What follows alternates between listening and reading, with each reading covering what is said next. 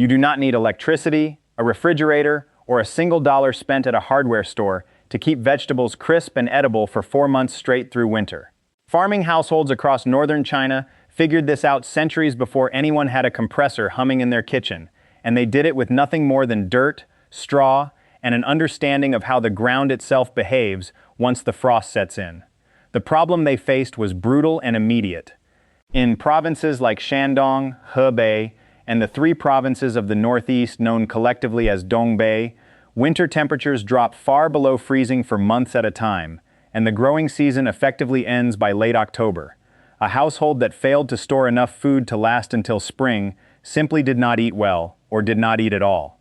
There was no backup system, no grocery store open on a Tuesday in January, so generations of rural families developed a body of underground storage knowledge that let them stretch a single autumn harvest of cabbage, radish, potato, and turnip across an entire winter without a single vegetable turning to mush or rot.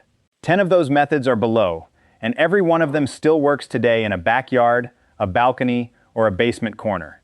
The first and most foundational method is the simple earthen storage pit, sometimes called a jiaodong or vegetable cellar pit. A hole is dug into the ground roughly 1 to 1.5 meters deep, below the frost line, wide enough to hold a season's worth of root vegetables. The vegetables go in loosely, not packed tight, and the pit is covered first with a wooden lid or thick boards, then with a heavy layer of soil and straw on top, sometimes 40 to 50 centimeters deep, depending on how far north the household sat. The reason this works is thermal mass. Soil below the frost line holds a remarkably stable temperature, typically between 0 and 5 degrees Celsius through the coldest months, because the earth insulates against the wild temperature swings happening at the surface. That narrow band is close to ideal for slowing respiration in most root vegetables without freezing them outright.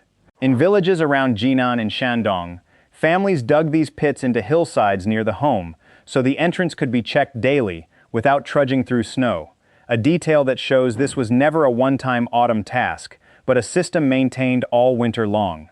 The second method is sand burial, used specifically for carrots, radishes, and other narrow root vegetables prone to shriveling. Instead of leaving roots loose in a pit, they were laid in alternating layers with slightly damp sand, root tips pointing the same direction, sand filling every gap between them.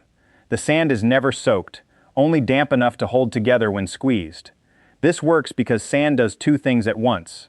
It maintains a stable, elevated humidity around each root, close to 90%, which prevents the moisture loss that causes shriveling, while also creating a physical barrier that slows the spread of surface mold from one root to its neighbor if one starts to spoil. Households in the drier parts of Hebei province relied on this heavily, since their native soil dried out too fast on its own to keep roots from going rubbery by December without the added sand layer. The third method, and arguably the most iconic, is trench burial for Napa cabbage, a technique still practiced today across Dongbei.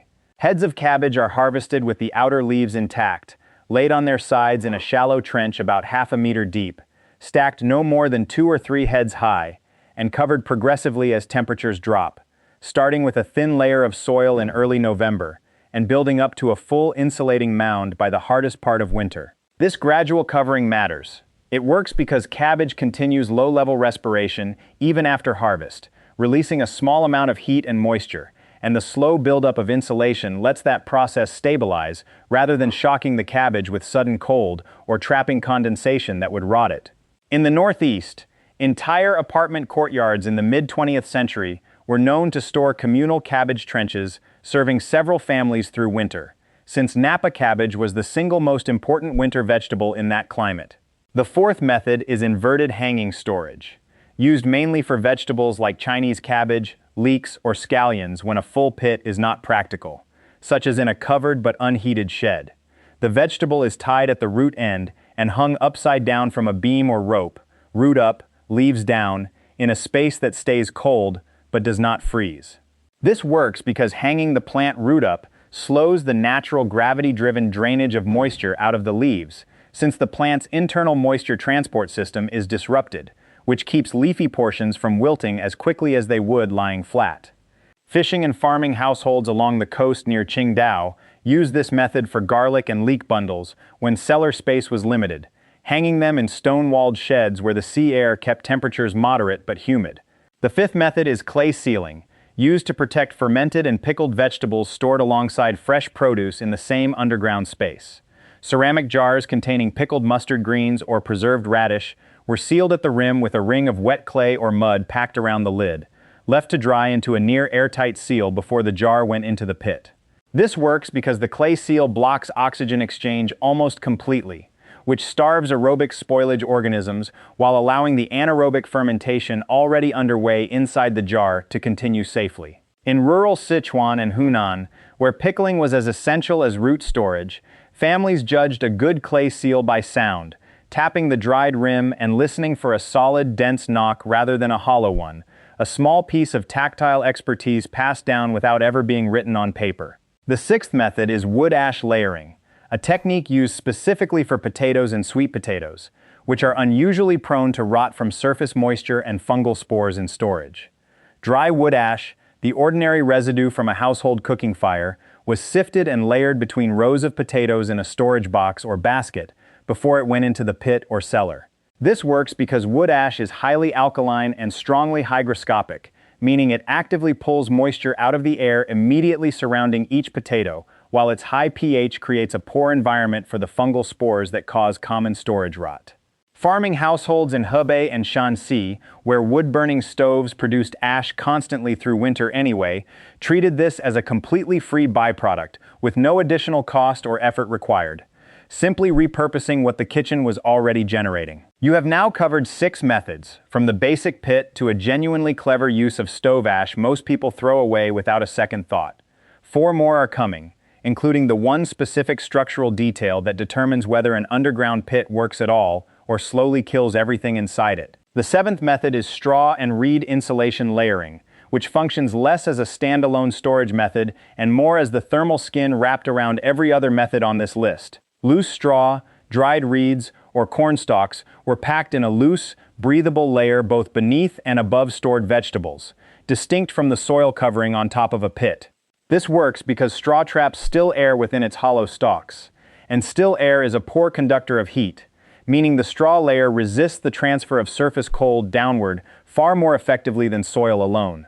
Along the Yellow River floodplain, where soil was often heavier and more clay-dense, straw was considered a necessary buffer, since dense clay soil conducts cold more readily than the looser, sandier soil found further north. The 8th method is zoned depth storage, an organizational principle rather than a single physical technique, though it was treated as essential knowledge in any household with a serious cellar.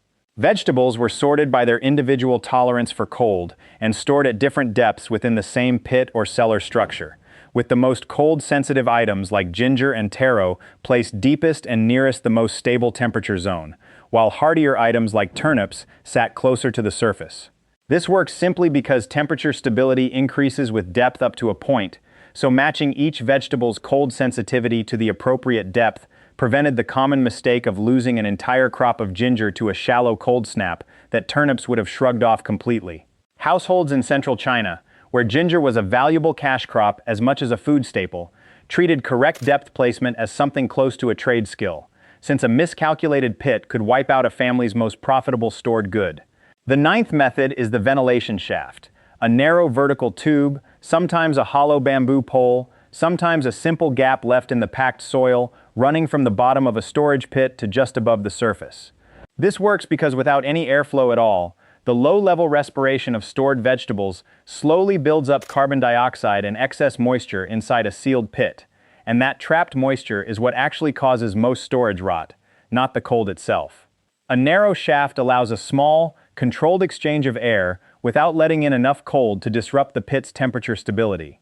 In parts of Shanxi province, the top of this shaft was often capped loosely with a stone or wooden plug that could be opened briefly on milder days to release built-up moisture, then resealed, a small daily ritual that separated a pit that lasted the winter from one that failed by January. The 10th and final method, and the one that surprises most people the first time they hear it, is using packed snow and ice as an insulating layer, rather than something to be kept away from stored food.